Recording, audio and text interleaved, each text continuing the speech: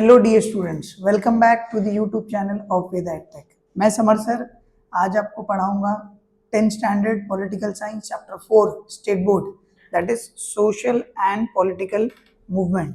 12 mark का जो हमारा सिविक्स या पॉलिटिकल साइंस बोर्ड में आता है उसमें ये एक इम्पॉर्टेंट चैप्टर है और कहीं तक हमने इसे 9th में वुमेन एम्पावरमेंट वाले टॉपिक में देखा है in the name of movements. तो without any further discussion let's come to the topic. अब पहले तो हमें समझना चाहिए कि भाई social and political and movement, 3 word दिए हमको टॉपिक के नेम में। What does this mean? Social movement मतलब वो मूवमेंट जो उन इश्यूज को पे फोकस करता है जो सोसाइटी को इम्पैक्ट करते हैं, ठीक है, एज अ होल, इंडिविजुअल नहीं, एज अ होल। जैसे करप्शन हो सकता है, विमेन इश्यूज हो सकते हैं, ओके, और एनवायरनमेंट हो सकते हैं। तो ये सारी चीजें जो एज अ होल हमें सोसाइटी पे इम्पैक्ट करता है वो सोशल इश्यूज में आएगा। देन पॉलिटिकल मूवमेंट्स भी होते हैं पॉलिटिकल ऑब्जेक्टिव्स के साथ, है ना। गवर्नमेंट से आप अग्री कर सकते हो, डिसएग्री कर सकते हो, तो आपका राइट है, पावर है। अब मूवमेंट क्यों जरूरी है? एक पॉइंट याद आता है इससे कि essence of a democracy lies in its movement, ठीक है। एक बेस, किसी भी डेमोक्रेसी का बेस होता है मूवमेंट, ठीक है। वो अधिकार है जहां पर लोग अपने लीडर से, the one who's in power, the government, they can disagree and they can have parallelly their own share of opinion. उनका अपना own share of opinion हो सकता है, okay, जिसके लिए they have the right to disagree, they have the right to protest, agitate, और agitation को ही हम movement के नाम में बोलते हैं। Because democracy एक one way view नहीं है, okay, it will always have multiple views, it will always have multiple background। जब आप डेमोक्रेसी बोलते हो तो we need to agree that we will have people with different backgrounds, okay, we will have people with different thoughts, okay, हम discuss कर सकते हैं, okay, but we cannot expect the same outcome as always। इसीलिए हमें politically right दी गई है movement की by our constitution के। As an Indian citizen it is our right to protest or to agitate or to carry out any movement। अब why movement, क्यों movement? तो all the people in the society ये participate नहीं कर पाते किसमें, political parties में या सोशल वेलफेयर में, डायरेक्टली और इनडायरेक्टली। तो वो लोग एक पर्टिकुलर इशू पे फोकस करते हैं, गवर्नमेंट के रिलेटेड हो सकता है, पीपल ऑर्गेनाइज करते हैं, गवर्नमेंट को प्रेशराइज किया जाता है to come up to a solution to resolve that particular issue और कंसेप्ट, ठीक है। कॉन्स्टेंट फॉलोअप लिया जाता है इशू पे, पब्लिक ओपिनियन डेवलप करने की कोशिश की जाती है, ठीक है। इस तरीके की ऑर्गेनाइज एक्टिविटी को मूवमेंट का नाम दिया जाता है। Please pay a very close attention. An organise activity will be called as a movement. कोई भी मूवमेंट नहीं, ऑर्गेनाइज से मतलब आज जो हम रास्तों पे देखते हैं वो मूवमेंट नहीं है हमारे कॉन्स्टिट्यूशन के हिसाब से। बस जला दी, लोगों को पीट दिया, दुकानें बंद कर दी, मारा लोगों को, okay, that is not a movement। an organized activity where you have the right to disagree with the government or any other institute, अब उसे peacefully conduct करो, okay, without any violation, without any causing harm to public or private properties, so that is a movement, ठीक है। ये सारे movements क्यों important है? ये डेमोक्रेसी को वाइब्रेंट रखते हैं, ये डेमोक्रेसी को लाइवली रखते हैं, ठीक है। कॉन्स्टेंटली डेमोक्रेसी एक डायरेक्शन में मूव करती है, उनको अपने को बताया। अब what is a movement, 2 mark के लिए आता है कि हमने वाई मूवमेंट तो देख लिया, ठीक है। व्हाट इज अ मूवमेंट, क्या चीज है जिसको आप, जब ये सारी चीजें एक साथ होगी तो they will be considered as a movement. सबसे पहले movement will always have a collective action, okay. Participation is expected in the movement, लोगों का पार्टिसिपेशन चाहिए। कलेक्टिव एक्शन और पार्टिसिपेशन सेम है। अगर किसी भी मूवमेंट में लोग नहीं जुड़े तो it will be a failure. Why? Because movement social या पॉलिटिकल होता है, पर्सनल नहीं होता है, ओके। मेरे घर की लाइट बिल ज्यादा आएगी या मेरे घर में लाइट नहीं है, इलेक्ट्रिसिटी नहीं है, तो वो मेरा इशू है। अब वो जो कॉमन है कि भाई पर्टिकुलर डे वीक के पूरे एरिया में इलेक्ट्रिसिटी नहीं होता है, तो उसमें क्या होगा, वो कॉमन इशू होगा, सोशल इशू होगा, पब्लिक का इन्वॉल्वमेंट चाहिए for something to be called as a movement. क्योंकि जब फोकस ज्यादा लोग इन्वॉल्व हो जाते हैं तो क्या होता है, government is forced to pay attention and provide the solution. Movement can be formed when people coming together in the interest of a particular issue। जैसे pollution can be a movement, corruption can be a movement, कि भाई एक issue के नाम पे लोग जुड़ रहे हैं, ठीक है। आज तो सबसे बड़ा इशू पोल्यूशन ही है। जिस तरीके से एनवायरनमेंट डिग्रेड हो रहा है, एनवायरनमेंट जिस तरीके से खराब होता जा रहा है, क्लाइमेटिक कंडीशन जिस तरीके से डिटोरिएट हो रही है, तो ये cause again issue based movement. Social objective होना चाहिए जिससे प्रॉब्लम सॉल्व हो, वो मूवमेंट का ऑब्जेक्टिव होना चाहिए। जैसे movement on corruption focuses on ending corruption, ठीक है। अब मूवमेंट सक्सेसफुल होने के लिए एक स्ट्रॉन्ग लीडर रिक्वायर्ड है। लीडरशिप क्या करती है, मूवमेंट को लाइवली रखती है, objective of the movement clear रहता है। एक स्ट्रॉन्ग लीडर के होने से government at the same time power में रहेगी, but it will also create pressure.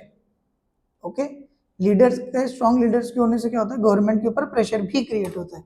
और strong leadership makes movement effective. Okay, एक मूवमेंट भी इफेक्टिव दिख के आएगा। मूवमेंट्स की अपनी ऑर्गेनाइजेशंस होती है।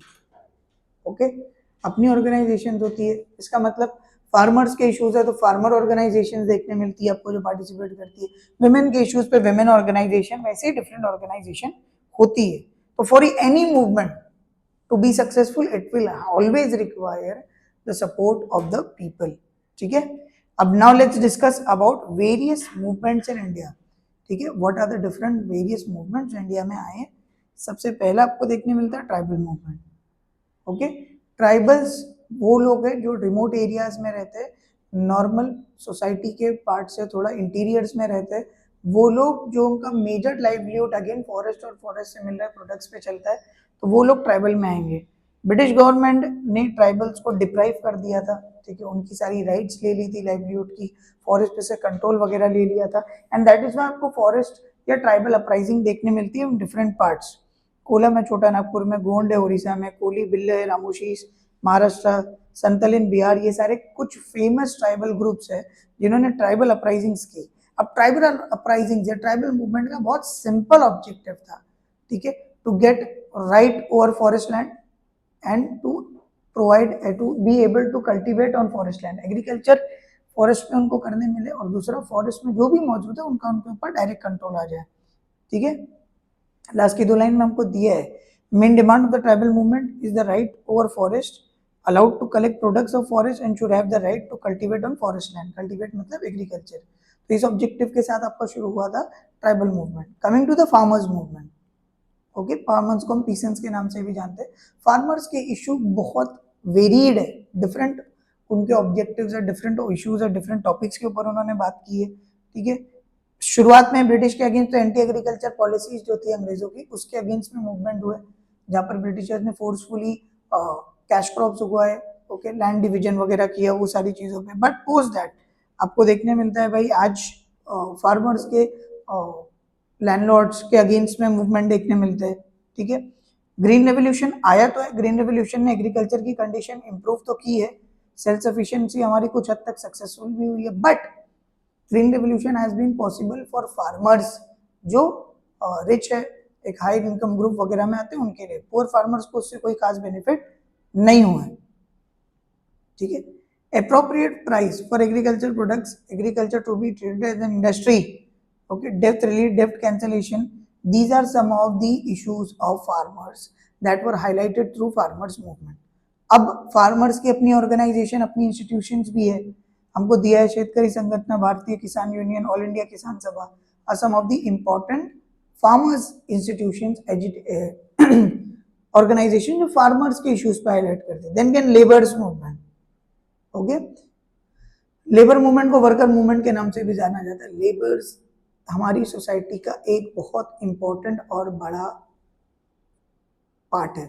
Okay, they play a very important role. तो सबसे पहले 1899 में रेलवे वर्कर्स ने स्ट्राइक की अपनी डिमांड्स के लिए, पर सबसे पहली ऑर्गेनाइजेशन जो लेबर्स के लिए सेटअप हुई that was in the year 1920, जिसको बोला जाता है All India Trade Union Congress. Okay, तो पहला labour organisation. Post independence labours के इश्यूज थे भाई, रिड्यूसिंग वर्किंग आवर्स, ठीक है, वर्क सिक्योरिटी, कॉन्ट्रैक्ट लेबर वगैरह नहीं, better working condition, fixed working hours, financial security, legal protection, ये सारी चीजें इश्यूज पे फोकस थी। अब post 1990s labours movement globalisation के आने की वजह से रिड्यूस हो गए और अपने ऑब्जेक्टिव से दूर चले गए। ठीक है, अब एक important section of society that is the women. Women के बारे में जब बात करोगे तो हजारों सालों से वुमेन एक ऐसी कम्युनिटी रही है अक्रॉस द वर्ल्ड जहाँ पर आपको क्राइम देखने मिलता है, इरिस्पेक्टिव ऑफ कौन से रिलीजन, कौन से कास्ट, कौन सी कम्युनिटी से बिलोंग करते हो और आपका रेस वगैरह कोई मैटर नहीं करता। Women across the world have been constantly facing issues. Okay, आपको इंफीरियरिटी, जेंडर इनइक्वालिटी वगैरह, crime against women, these are always high. तो वुमेन्स के केस इंडिया में ऐसी थी, इश्यूज थे, बट ये याद रखना है कि वुमेन्स मूवमेंट को इंडिया में शुरू करने वाले were the progressive mens. Okay, progressive mens में कौन आएंगे? पढ़े लिखे लोग, पढ़े लिखे मेल्स ऑफ द सोसाइटी जो डेवलप थे, जो जानते थे कि इनइक्वालिटीज और any kind of discrimination against women was not right and should not be done. Women's movement aimed at eliminating injustice against women and ending their exploitation. Okay, जो exploitation, जो परेशान है, उनको तंग किया जा रहा था, वो कम करना है, and at the same time providing them a respectful life in the society. अब सम मेल स्कॉलर्स जिन्होंने विमेन एम्पावरमेंट के लिए काम किया, ईश्वर चंद्र विद्यासागर, राजाराम मोहन रॉय, महात्मा ज्योतिराव फुले, ये सारे आ जाएंगे, महर्षि धोंडो केशव कर्वे, ठीक है. उसके अलावा इंपॉर्टेंट वुमेन्स लीडर भी सावित्रीबाई फुले, पंडिता रामाबाई, रामाबाई रानाडे, ठीक है. इन लोगों ने आवाज उठाई सती प्रथा के खिलाफ, चाइल्ड मैरिजेस के खिलाफ. और वो सती, याद होगा आपको, तो पहले ये कल्चर था, ये बिलीव था कि the death of the husband the women were put in the fire live, okay, and that was called as sati. तो उसको राजा राम मोहन रॉय ने क्रिटिसाइज किया, आवाज उठाया, सती प्रोहिबिशन एक्ट आया, ओके, सती को इंडिया में बैन किया गया. चाइल्ड मैरिज, तो 9-10 साल 11 साल was considered as the age of marriage for girls, two twice to thrice the age of their parallel. तो ये आपको क्या दिखा रहा था कि हाई रेशो था, उसको रिड्यूस किया गया, ठीक है. विडोज को रीमैरिज की राइट दी गई, विधवाओं को पहले शादी की राइट्स वगैरह नहीं थी, तो विडो रीमैरिज एक्ट आया. एजुकेशन राइट आया, fathers income, fathers right to property आया. पहले प्रॉपर्टी सिर्फ मेल्स को जाती थी सोसाइटी में, अब उसमें वुमेन्स का कंट्रीब्यूशन अगेन आया. ये सारी चीजों ने वुमेन की कंडीशन इन्फॉर्म भी की है, अपडेट भी किया, इन्वॉल्व भी की है, इवॉल्व की है, ओके. तो वुमेन्स की मूवमेंट कंटिन्यूसली ग्रो करते हैं, ठीक है. अब वुमेन के बाद जो दो इंपॉर्टेंट मूवमेंट है, उस पर जाने से पहले ये जो ग्रीन वाला डू यू नो है, हमको पता होना चाहिए. डॉक्टर राजेंद्र सिंह, ठीक है, शॉर्ट नोट के लिए आता है भाई, वाटरमैन ऑफ इंडिया. इनका कंट्रीब्यूशन पता होना चाहिए. इन्होंने वाटर रेवोल्यूशन लाया in the state of Rajasthan. Famous वो इसलिए हुए क्योंकि उन्होंने काफी सारे जोहार्ड्स बनाए, ठीक है. ये जोहार्ड्स, थाउजेंड्स ऑफ जोहार्ड जो राजस्थान के, इन्होंने रिवर्स जो थे, डेजर्ट वगैरह के जो सूखे पड़े हुए थे, उनको रिवाइव किया. तरुण भारत संघ जो है, इन्होंने 11,000 johads in different villages of Rajasthan and across the country भी एक्टिविटी हुई. उन्होंने 31 इयर्स इस फील्ड में काम किया, एंड दैट इज वाई जो Nobel peace prize, human race का सबसे बड़ा जो आपको पुरस्कार देखने मिलता है, तो एनवायरनमेंट की केस में जो स्टॉकहोम वाटर प्राइज है, which is equivalent to Nobel prize for water, जिसे बोला जाता है, was given to doctor Rajendra Singh. Fill in the blanks के लिए भी आता है, dash was known as the waterman of India, उसके लिए आपको डॉक्टर राजेंद्र सिंह का नाम लिखना है.